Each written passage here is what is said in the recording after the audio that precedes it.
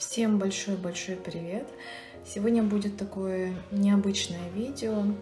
Расскажу про операцию по отслоению сетчатки. Операция была у меня год назад, поэтому мне есть что рассказать. Отвечу на все вопросы, которые вы мне задавали, и расскажу вам свою историю. И, собственно, почему я нахожусь именно здесь, потому что первый один из важных вопросов — это спрашивают про очки. Какие очки я ношу? Нужно ли носить до операции, то есть до того, как вы узнали о диагнозе, то есть при первых признаках? Ну, при первых признаках обязательно нужно носить затемненные очки. Даже вам скажу вот такие черные, потому что сетчатка не любит свет, это все прекрасно знают, поэтому желательно носить черные очки до тех пор, пока вы не узнаете свой диагноз. К сожалению, я этого не знала, я не носила. После операции на улице можно носить абсолютно любые очки, не обязательно вот такие темные, можно носить вот такие затемненные. Вот. А в доме я ношу вот такие очки. Я безумно довольна, что я купила именно их. Здесь защитное стекло специальное. Покупала я их по рекомендации своего врача, который мне делал операцию. Они идут затемненные. Вот так выглядят очки на мне. Ношу я их только дома. Когда смотрю телевизор, когда работаю за компьютером, когда вот такой вот насыщенный белый свет, светит солнце. Чтобы глаза ваши не уставали, не болели, нужно носить вот такие защитные очки. Единственное, чему я жалею, что не купила на 2 тона светлее. То есть, когда приходят гости, допустим, не очень комфортно находиться вот в таких темных очках. Хочется что-нибудь посветлее. Там были на выбор очки светлее. По защите врач сказал, что никакой разницы в принципе нет. Поэтому можно было купить светлее. Начну, наверное, с первого вопроса. Брала такие самые популярные вопросы, которые мне задавали. И заодно расскажу свою историю по порядку. Вот, первый вопрос. Девушка спрашивает: здравствуйте, Наталья, какие были у вас первые признаки? У меня пелена уже практически на всем глазу, уже 2 недели. Боюсь уйти к врачу. Ну, первое, что я хочу сказать, нужно не просто идти к врачу, нужно бежать к врачу, если вы хотите сохранить зрение. Вот, для начала, прежде чем ответить на этот вопрос, начну с самого начала. Как у меня все началось? Я очень хорошо помню этот день. В тот день я записалась в парикмахерскую. Было на самом деле все как обычно. Проснулась, позавтракали, убралась. После обеда приготовила кексик, там мы посмеялись, посидели. В 2 часа я была записана к парикмахеру. Покрасилась я в такие светлые прядки, чтобы обесцветиться. Сами знаете, что на это нужно время. Я, помню, уложила Лерочку спать. Ей был всего лишь годик, она была маленькая. Поехала в парикмахерскую, меня покрасили. Это все заняло где-то 2,5 часа. Я приехала домой, а была зима. Был конец января или начало февраля, точно не помню. Примерно плюс-минус. И было уже темно. Зашла, мы с Федей поговорили, поболтали. Ему, помню, очень понравилась моя прическа новая. Вот. И Федя говорит: ой, вот Лерочка проснулась, давайте пойдемте чай попьем. Ну, давайте.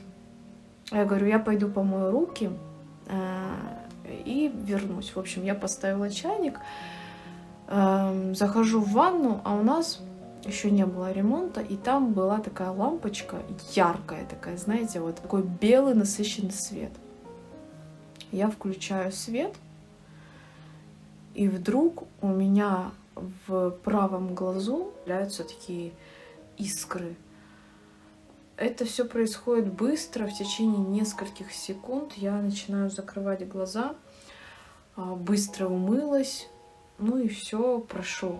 Это происходит первый раз, естественно, ты не задумываешься, что с тобой что-то не так, что мало ли что-то случится. Тем более про отслоение сетчатки я и не знала, какие признаки, вообще ничего не знала. Полотенце, вытираю глаза, вешаю полотенце, смотрю наверх, и у меня, вот смотришь наверх, это пелена. Вот как будто, знаете, одели темные затемненные очки на половину глаза. Смотрю вниз, вижу как обычно. Поначалу эта пелена была только сверху, то есть когда смотрю прям наверх, то есть вот такая маленькая полосочка. Естественно, рассказываю Феде. Федя говорит, не обращай внимания, ты, наверное, устала, там, закапай капли, а у меня были капли от усталости глаз, то есть когда я работаю за компьютером, я капаю капли. В общем, мы начали пить чай, разговаривать. Я как-то отвлеклась на тот момент.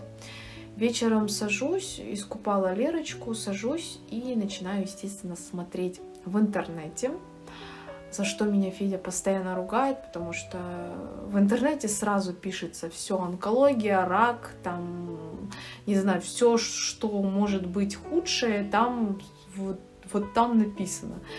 Я начинаю снова паниковать, естественно, потому что фактически, смотря наверх, я видела эту пелену. На следующий день, я помню, это был понедельник, я звоню, говорю так и так, хочу записаться к платному окулисту. Меня записывают на после обеда. И с утра, как ни странно, у меня все нормально. То есть не было вот этой пелены, вроде бы не было, мне так казалось. На самом деле при отслоении сетчатки днем становится легче, да.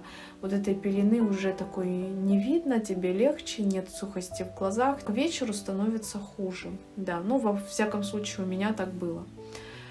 Думаю, в течение дня прошла. Феде говорю, может быть, не идти к врачу, уже типа легче. Он говорит, нет, давай все-таки сходи, мало ли что, сейчас опять что-то будет. В общем, поехала я к врачу, зашла к ней, она меня посмотрела, спросила все признаки, говорит, у тебя усталость глаза.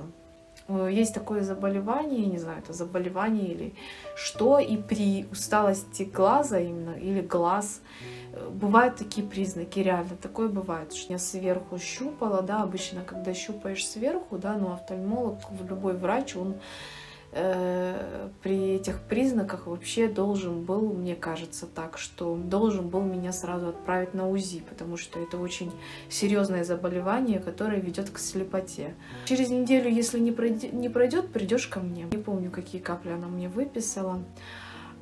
Я, естественно, сразу их купила, начинаю капать, и через, наверное, 2 дня вот пелена, которая была у меня на правом глазу, она опустилась вниз. То есть, если раньше я видела ее, когда смотрела вверх, через 2 дня она закрыла половину глаза. И говорю, Федь, мне хуже становится. У нее свекрухи, а у нее на одном глазу катаракта и глаукома.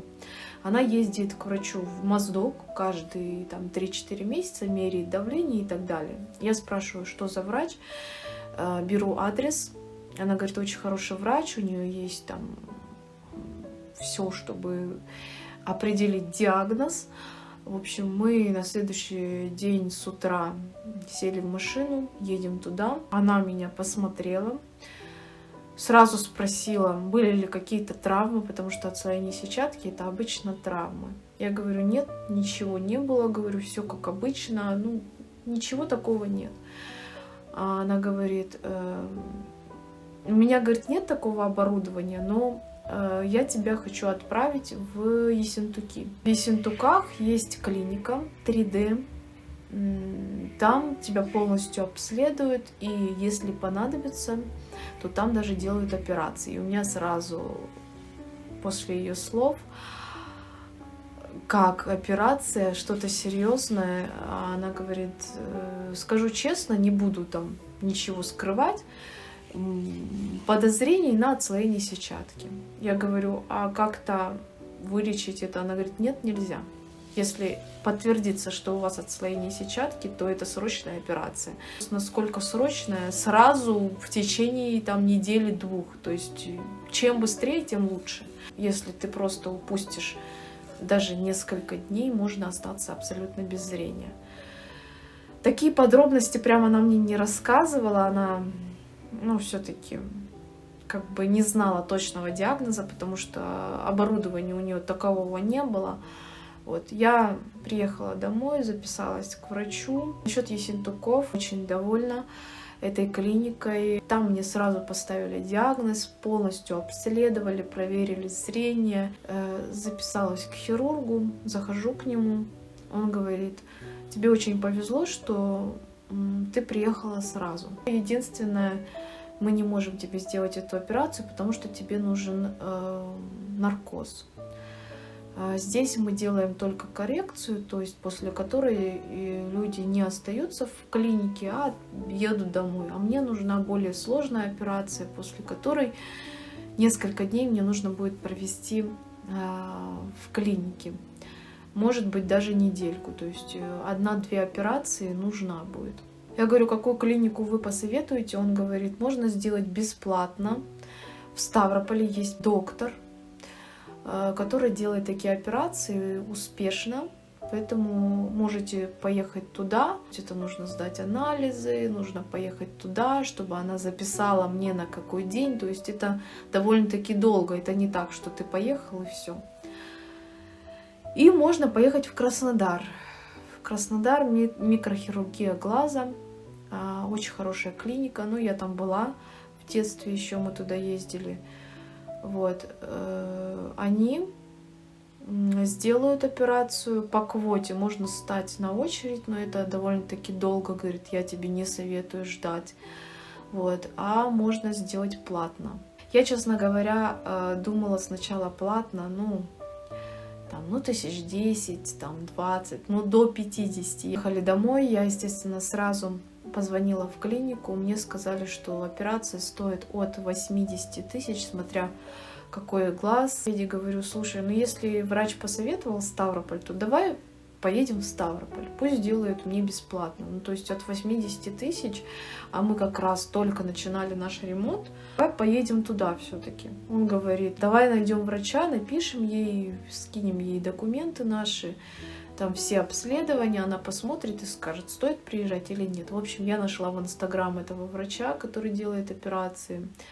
Она, кстати, обучалась в этой клинике в Краснодаре. Говорит, сколько тебе лет? Я говорю, 34 года. На тот момент мне было 34. Она говорит, знаешь, если у тебя есть возможность, езжай в Краснодар. Я не очень хочу браться за такую операцию, это очень сложная операция, и там ты сохранишь зрение. После этих слов, естественно, мы не раздумывая, сразу решились ехать в Краснодар. На понедельник мы уже записались. В общем, где-то так. Быстро нас записали. Вот. Поехали. Так как мы поехали, как собирались, и дорога и так далее, это все у нас уже есть на канале моего мужа Феди. Если кому интересно, я могу ссылочку на видео это оставить, не буду вдаваться в подробности. Мы туда приехали, на следующий день я поехала, полностью обследовалась. Это около целого дня, то есть с 8 утра я была записана, и где-то, не знаю, часа в 3, наверное, я только закончила. Врач меня спросил, ты хочешь делать операцию сразу или становиться на очередь? Я говорю, очередь большая. Он говорит, не маленькая. Он говорит, не маленькая, я тебе не советую ждать. В общем, естественно, я записалась. Он говорит, все, завтра операция. Я говорю, в смысле, завтра уже? Он говорит, да, завтра операция. Иди сейчас сдавай анализы. Анализы были платные и не дешевые в той клинике. В общем, за операцию и за анализы я заплатила 120 тысяч рублей. Первый день нахождения в клинике бесплатно. Далее, если вам нужно будет остаться, то 1200 рублей в день. Это было на тот момент, год назад, поэтому сколько стоит сейчас, я не знаю. Но, тем не менее, нахождение в клинике платное. Я заплатила, все прошла, быстро сдала анализы. По анализам все хорошо, они там быстро все это делают. Приехала домой. Взяла все необходимые вещи. Процедуры, как обычно, не кушать там с 6 часов вечера, с утра выпить только воды, ничего не есть и так далее. Все как обычно, как при любых операциях, в принципе. Был такой вопрос, страшно ли было сказать, что страшно, ничего не сказать. Я очень сильно переживала, хотя знала, что там операция длится не более 30-40 минут, да, и тем более ты находишься в сознании, то есть ты все видишь, все чувствуешь, ты идешь своими ногами и ходишь тоже пешком. По одежде, как обычно, ты либо в пижаме, либо в чем угодно, на тебя просто одевают халат синий, собирают волосы, одевают шапочку, чтобы волосы тебе не мешали. Ложишься, таким аппаратом открывают глаз, чтобы ты не смогла закрыть его во время операции. Больно, я ничего не чувствовала абсолютно. Не было больно, я просто переживала сама. В первые минут 5, наверное, меня аж трясло. После операции вам завязывают один глаз, то есть накладывают повязку. Вы не должны снимать, и врач дает рекомендации. Мне он сказал, нужно лежать на спине, не поворачиваться ни вправо, ни влево, ни на живот ни в коем случае. Правда, он мне не сказал в тот момент, какие могут быть последствия. В первый день я пролежала нормально, на второй день врач приходит, говорит, если все нормально, то операцию сделаем через дня 4-5. В один день я не то чтобы повернулась, а просто легла на одну руку вот так вот немного, потому что у меня настолько все затекло. У меня начинаются очень сильные головные боли. Я сначала думаю, ну мало ли что, да, пошла к медсестре, она дала мне обезболивающее, я выпила. Проходит минут 40, а мне становится хуже. Болит именно с одной стороны, и настолько болит, что я начала уже плакать. Это даже не передать словами, какая боль была, у меня никогда не было такой головной боли. Медсестра быстро побежала к врачу, ходит ко мне врач и говорит, пойдем со мной. Посмотрел меня, он говорит, я же тебе сказал не переворачиваться. Я говорю, я не переворачивалась, говорю, Он говорит, Наташ, я же, говорит, вижу, что жидкость, она у тебя с левой стороны. Если ты так будешь делать, у тебя будут проблемы. И то, что у тебя болит голова, это у тебя глазное давление. Я просто не завидую людям, у кого есть глазное давление. Это ужасная боль просто. Он мне закапал капли 2 раза, и только после 2-го раза мне стало легче. Так прошли где-то 4 дня, я лежала в больнице. В общем, я не ожидала, честно говоря, что я буду лежать больше 1 дня, потому что я думала, что все-таки мне сделают операцию в течение нескольких дней, и я поеду домой. Но, к сожалению, эта операция не у всех, но в основном делается в 2 этапа. Вот, во 2-й раз прошло все то же самое. Там я пролежала, по-моему, еще 2 дня после операции, после 2-й. И меня отпустили домой по моему желанию. То есть он меня вообще не отпускал, говорит, давай еще недельку полежишь под моим контролем. Я говорю, нет, я не могу, у меня маленький ребенок, только год исполнился, не могу, говорю. Он говорит, ну давай тогда я тебе дам рекомендации, которые строго нужно соблюдать. И говорит, раз ты говоришь, что у тебя маленький ребенок, ни в коем случае нельзя ее поднимать. Ни в коем случае. Поднимать только вилку-ложку. Все. Да, кстати, спрашивали люди по поводу рекомендаций. Нельзя резко вставать. Нельзя было подходить к плите вообще. В общем, нельзя готовить. Нельзя ходить в баню, нельзя купаться в горячей воде. Вообще принимать ванны нежелательно, потому что идет пар, просто обливаться душем, и то не горячим. А носить очки вот такие, их носить постоянно, когда свет. Но он сказал не то, что у тебя будет повторное отслоение, нет, конечно, просто тебе будет неприятно, может быть сухость в глазу, глаза могут быстрее уставать и так далее. Это, говорит, не у всех так, но бывает такое. Зимой и летом вот так я иногда одеваю затемненные очки. Да, к сожалению, это на всю жизнь теперь. Давайте отвечу на несколько вопросов. Здравствуйте, Наталья, скажите, пожалуйста, что делать, если нет денег на операцию? Что будет с глазом? Я задавала этот вопрос врачу. Она мне сказала, что в лучшем случае будет слепота. То есть вы просто не будете видеть. Это будет 100%. Если не делать операцию, будет слепота 100%. Потому что к тому моменту, когда я поехала на операцию, да, пока я сдала анализы, пока все вот это вот прошло, эта пелена уже была у меня полностью, покрыла мой глаз. И поначалу она была у меня как будто ты одел темные очки, вот такие, да, а потом она темнеет. То есть потом через нее вы просто не будете видеть ничего. А в худшем случае глаза просто не будет. Я так поняла, зрачок начинает усыхать. Я не знаю, как она мне объясняла как-то по-своему. И она имела в виду то, что глаза просто может потом не быть. Я заходила на форумы девушек, женщин, да, взрослых. В основном это происходит в таком пожилом возрасте. И женщин, у которых нет денег и которые не успели просто ничего сделать, да, у них просто исчез зрачок. То есть его практически не было, глаз был полностью белый. Читаю ваш вопрос. Здравствуйте, Наталья. Были ли у вас какие-то последствия после операции? Если да, то какие? У меня было только сухость в глазу, и это до сих пор сохраняется. К сожалению, он мне прописал капли.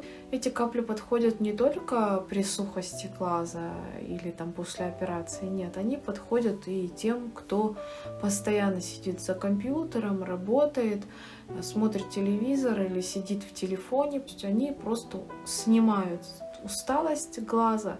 Что такое сухость в глазу? Это как будто бы у вас в глазу что-то попало. Жжение, что-то мешает, либо ничего и нет, но вы и не можете открыть глаз. Вот сейчас такой прям сухости нет. Единственное, бывает такое, что если я выйду на улицу без очков, долго прохожу, да, бывает. А так, знаете, осложнений таких, ну, по крайней мере, пока не было. Насчет того, сколько раз обследоваться, он мне сказал сначала через месяц, потом через 3, потом через полгода и потом уже раз в год. Вообще, мне нужно было в этом году, в феврале месяце, попасть к нему. Он мне сказал, желательно через год после операции приедь ко мне, я тебя сам посмотрю и уже сделаю там точные назначения. Но, к сожалению, в связи с этой ситуацией в стране мы не поехали. Вот, я ездила в Ессентуки, обследовалась, все нормально. Если, конечно, мы все-таки поедем в Краснодар, то я обязательно попаду к нему и пройду полное обследование. Поэтому, дорогие мои, не тяните, бегите сразу к врачам. Обязательно именно это заболевание.